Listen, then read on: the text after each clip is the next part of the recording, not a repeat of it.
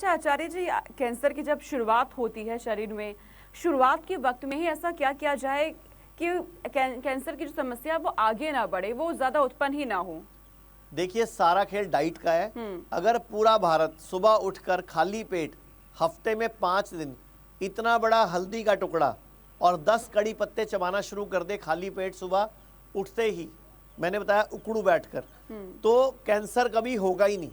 अगर कैंसर होने वाला भी है तो पहले ही ठीक हो जाएगा। पुराने टाइम पे लोग दातुन करते थे, तो दातुन नीम और बबूल का होता था, किक्कर का होता था।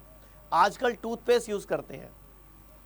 अब अगर मैं बात करूं, कोई भी टूथपेस्ट जो मार्केट में अवेलेबल है जिसके ऊपर नीला निशान, काला निशान या लाल निशान है, उसमें SLS है, सोडियम लॉरेल सल्फेट, झाग बनाने वाला एक तत्व, वो कैंसर कारक है। अब टूथपेस्ट जब आप करते हो तो कम से कम आपको आधा मिनट से 1 मिनट तो टूथपेस्ट करने में लगता है। 7 सेकंड लगते हैं बॉडी को हमारे सबलिंगुअल, जो जीभ के नीचे की हमारी ग्रंथियां हैं, वहाँ से गंदगी को चूसने में। तो हम सुबह सुबह उठते जो टूथपेस्ट करते हैं वो भी कैंसर कारक है। तो उसमें SLS है, SMS है, सोडियम लोरल सल्फेट और सोडियम मोनोसल्फेट। तो अगर आप चाहते हो वापस कैंसर से बचना, तो मैं तो बोलूँगा दोबारा से नीम की दातुन शुरू करो। ये नीम की दातुन ही बचाएगी आपको।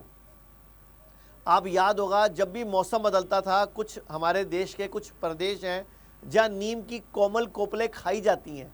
जैसे आपको याद होगा पुराने टाइम पे बचपन में जब हमें कोई भी मुंह पे दाने होते थे, चेहरे पे दाने होते थे, पीठ पे दाने होते थे, फोड़े होते थे, तो हमें नीम का काढ़ा पिलाया जाता था, कड़ी पत्ते का काढ़ा पिलाया जाता था गिलोय के साथ। तो वो हमारा ब्लड प्यूरीफायर था। वो ब्लड प्यूरीफायर की ज़रूरत है आज बॉडी को। तो वापस मैं बोलूँगा, नीम की कोमल पत्तियाँ, जब भी नीम का मौसम आता है, नीम की कोमल पत्तियाँ जब पतझड़ के बाद दोबारा आती हैं, तो वो मौसम नीम की पत्तियाँ चबाने का होता है। और मीठी नीम तो आपको मैं बोला, कड़ी पत्ता तो मैंने बोला रोज़ ही खाने के लिए बोल दिया, हफ्ते में 5 दिन खाने के लिए बोल दिया, तो कैंसर होगा नहीं। तो ये छोटी छोटी बातें हैं जो सबको अपनानी पड़ेंगी। आचार्य जी, क्योंकि आपने कहा कि हल्दी का टुकड़ा आपको सेवन इसका करना चाहिए, क्या सारे पेशेंट को भी करना होगा, पाइल्स वाले पेशेंट को भी करना होगा? कैंसर की अलग अलग स्टेजेस होती है। देखिए, हल्दी रामबाण है। हल्दी एंटीऑक्सीडेंट है, एंटी वायरल है, एंटी फंगल है, एंटी इन्फ्लामेटरी है, एंटी बैक्टीरियल है, एंटी कैंसरस है। तो हल्दी बहुत अच्छी है। हल्दी है, सेम नीम के ऊपर भी यही गुण लागू होते हैं। तो नीम के कोमल पत्ते और हल्दी की गांठ, ये दोनों आपको बचा सकते हैं। और कड़ी पत्ता, नीम को मीठी नीम ही कहा जाता है। मैं कड़ी पत्ता बार बार इसलिए बोलता हूँ कि कड़ी पत्ता भी नीम ही है, तो कड़ी पत्ता भी चबाना चाहिए, बहुत अच्छी बात है। इसी तरह हम अपनी बॉडी को एल्कलाइन रख सकते हैं। pH लेवल का ध्यान रखें। जैसे पानी भी है आज की डेट में, तो हम RO का पी रहे हैं, हम फ्रिज में रखा पानी पी रहे हैं, ठंडा पानी पी रहे हैं। जबकि अगर हम चाहें तो हमें अपने सिर्फ खाने पीने को ठीक करना है, तो खाने पीने को ठीक करके भी हम काफ़ी हद तक अपने आप को ठीक कर सकते हैं।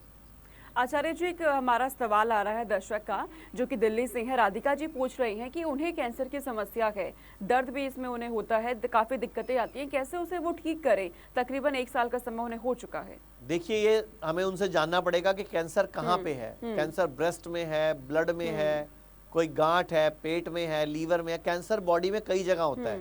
मतलब जिस जगह पे आउटग्रोथ होगा हम उसको कैंसर बोल सकते हैं, कि जहाँ पे सेल्स बिना किसी कंट्रोल के अपने आप बढ़ रहे हैं। और कैंसर के जो सेल्स होते हैं, जो भारत में डायग्नोसिस का तरीका है, एक कैंसर के 2 तरह के सेल्स मान लो, एक आइडोलेंट मान लो, एक अग्रेसिव मान लो। अभी थोड़े दिन पूर्व जो हमारे पार्टनर है, मेरे पार्टनर इस हॉस्पिटल में जो को फाउंडर हैं डॉक्टर बिस्वरूप, उन्होंने एक किताब भी लिखी थी, rabbit tortoise model for cancer cure. मतलब एक रैबिट और एक कछुए का मॉडल कैंसर क्योर को करने के लिए, कि बॉडी में कैंसर के 2 तरह के सेल्स हैं, एक आइडोलेंट और एक एग्रेसिव। अब एग्रेसिव आप खरगोश को मान लो, आइडोलेंट मान लो, अब कछुए को मान लो। मतलब एक कमरे में अगर कछुआ है तो वो कुछ कमरे को कोई तहस नहस नहीं करता, कमरे को बिगाड़ता नहीं। तो ऐसे ही कैंसर, बहुत सारे कैंसर ऐसे होते हैं जो फैलने वाले नहीं होते, जो अग्रेसिव नहीं होते, या जो हमारे को नुकसान पहुँचाने वाले नहीं होते। लेकिन जो अग्रेसिव कैंसर सेल्स है, एक जगह, दूसरी जगह, तीसरी जगह, चौथी जगह, जब हम पता लगता है 4th स्टेज कैंसर हो गया, 3rd स्टेज कैंसर हो गया, वो खतरनाक है।